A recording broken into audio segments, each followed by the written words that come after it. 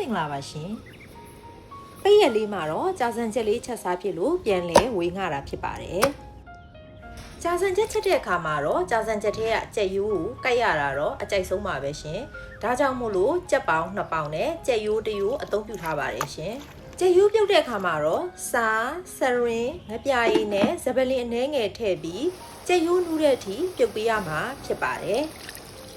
ကြာစံချက်ချက်တဲ့အခါမှာတော့မပါမဖြစ်ကတော့ငုံလေးပဲဖြစ်ပါတယ်ငုံကိုတော့စားနှဲငယ်ထည့်ပြီးပြုတ်ပေးထားလိုက်ပါတယ်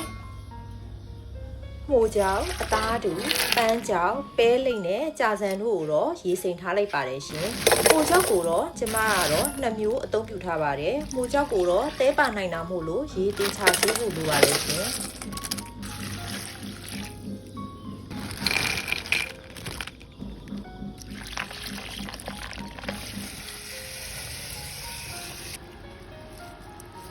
အနံလေးမွေးစီဖို့အတွက်ငရုတ်ကောင်းကိုအနည်းငယ်အသုံးပြုထားပါတယ်ရှင်စီးတက်ဖို့အတွက်ကတော့စက်သွန်အဖြူအနီးဂျင်းကိုအသုံးပြုထားပါတယ်ဂျင်းမကြိုက်တဲ့သူကလည်းမထည့်လို့ရပါတယ်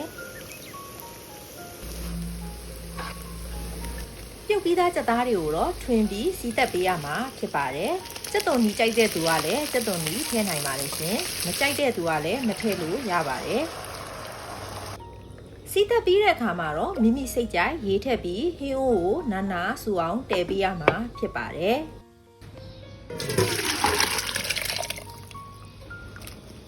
ဟင်းအိုးဆူတဲ့အခါမှာတော့အသင်းညှက်ထားတဲ့မိုးကြောင်အသားတူပန်းကြောင်ပဲလိမ့်နဲ့ငုံတို့ကိုထည့်ပေးရမှာဖြစ်ပါတယ်